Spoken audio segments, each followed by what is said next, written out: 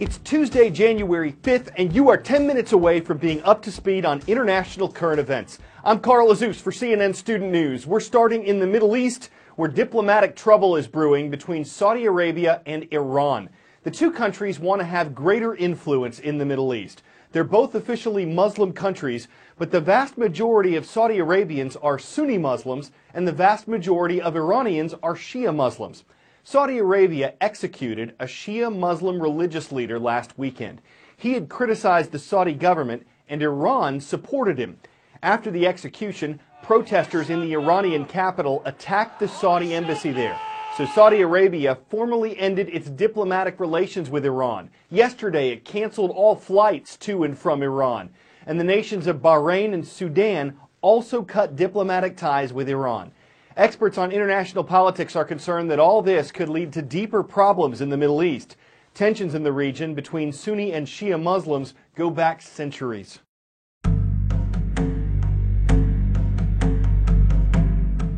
When Islam's founder, the Prophet Muhammad, died in the 7th century, his followers were split over who should take over. Abu Bakr was one follower they wanted to choose.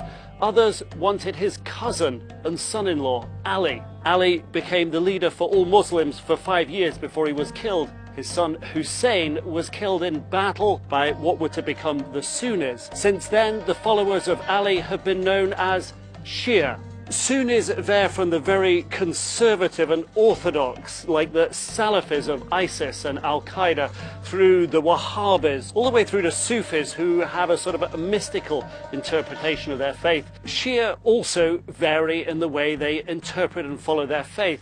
There are different sects, like the Alawis of President Bashar al-Assad of Syria. Also, like the Houthi Zaydis, they're quite close in their faith to the Sunnis, but still a sect of Shia. Across the world, the vast majority of Muslims are Sunnis. What makes the Middle East so complicated are the maps that were drawn and the national boundaries that were put down about a century ago, when British and other empires were pulling back from the region. And the struggle for power today has its roots in how the region was divided, how those maps were drawn. The Caribbean island of Puerto Rico, a territory of the U.S., has confirmed its first case of a virus called Zika. Puerto Rican officials say there's no cause for alarm. Zika is transmitted by mosquitoes, so authorities are telling people to do what they can do to avoid mosquito bites. Wear long sleeves, use insect repellent, stay in rooms with air conditioning and screened-in windows. Zika fever was discovered in the African country of Uganda in the 1940s. Global travel has helped spread it around the world. While some of Zika's effects are debated, pregnant women may want to heed the CDC's travel warning to Puerto Rico. You've probably never even heard of it, the Zika virus. It's transmitted by mosquitoes and relatively new to this part of the world. But now Brazil has linked it to a huge increase in birth defects. In fact, it's carried by the same mosquito, Aedes aegypti, that also transmits dengue fever and yellow fever. But because of the relatively mild symptoms, we're talking about a low fever, maybe a rash, maybe a headache. It really didn't set off alarm bells when it first appeared here in Brazil. But then doctors started to notice a big spike in the number of cases of microcephaly in newborns.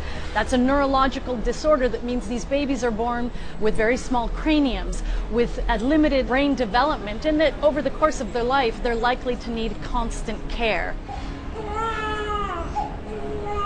Now, as doctors were researching this big surge in birth defects, what they found is that most mothers reported having had some kind of Zika-like symptom in the first stage of their pregnancy. Then on November 28th, the Brazilian Health Ministry took a very significant step. They announced a link between the Zika virus and microcephaly. Brazilian officials are advising women to delay getting pregnant if at all possible, especially women in the northeast of the country where microcephaly has been more prevalent and where 6 states have declared a state of emergency. It's hard to know exactly how widespread it is because it's hard to detect, because many people don't even have symptoms. So the health ministry here in Brazil estimates that up to 1.5 million people may have been infected with the virus this year.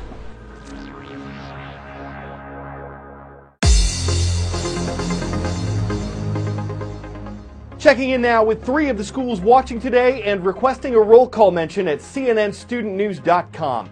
Rio Tierra Junior Highs in the Golden State of California. The Pioneers are there in the capital city of Sacramento. To the Hoosier State, that's Indiana. That's where we heard from Concord Community High School and the Minutemen of Elkhart. And in Ontario, Canada, we're visiting St. Mary's today and the students of St. Mary's District Collegiate and Vocational Institute.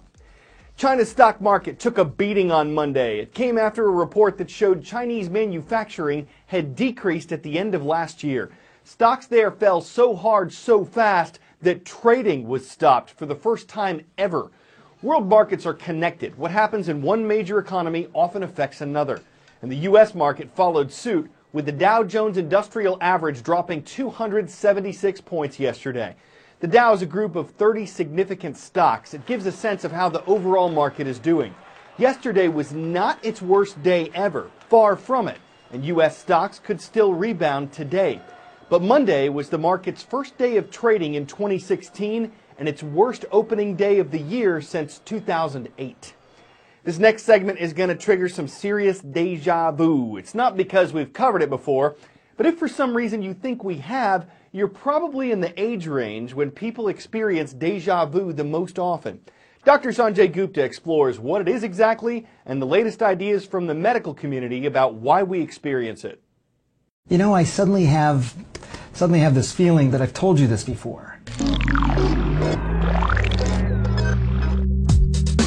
You know, it happens without warning, the strange feeling that you've been there, done that, even though you know you never have. The French have a word for it. Déjà vu, meaning already seen. Now, while some claim déjà vu is evidence of the paranormal, such as past lives or alien abductions, others say we've partially absorbed scenes from television and movies to feed a sense of familiarity. It could be that our visual cortex is so fast at sending signals to our memory center, the hippocampus, that some believe the feeling of having seen it before is true. And it is true, but we saw it just a split second earlier. About 2/3 of us experience déjà vu, and oddly enough, it seems to happen most often between the ages of 15 and 25. So could it be linked to ongoing development of the brain? Scientists aren't really sure. Because déjà vu occurs randomly among healthy people, it's been hard to study. Now, we do know déjà vu occurs in the medial temporal lobe. That's this area of the brain over here. That's where the rhinal cortex, the part of the brain that helps us recognize familiar things, interacts with the hippocampus.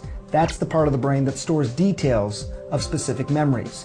Perhaps signals there get crossed. Could be that brain circuits convulse in an almost sort of seizure.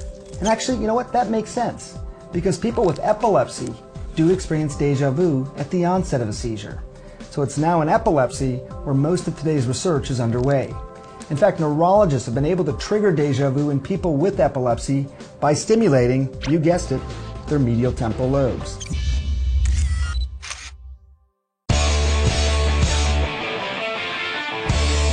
You know how you can tell some people that something tastes disgusting and they've just got to try it anyway for themselves?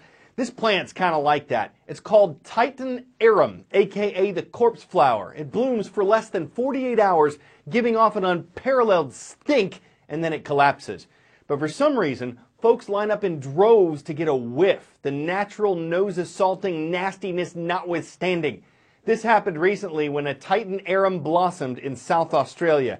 You couldn't be bloomed to say the arum's aroma was titanically rotten, but there are times not to follow the flow of the crowd. If no one knows when to hold their nose when sniffing whiffs that reek, perhaps the proboscis suffers no losses when plugging its probing beak. CNN Student News is planting more for tomorrow. Don't miss it.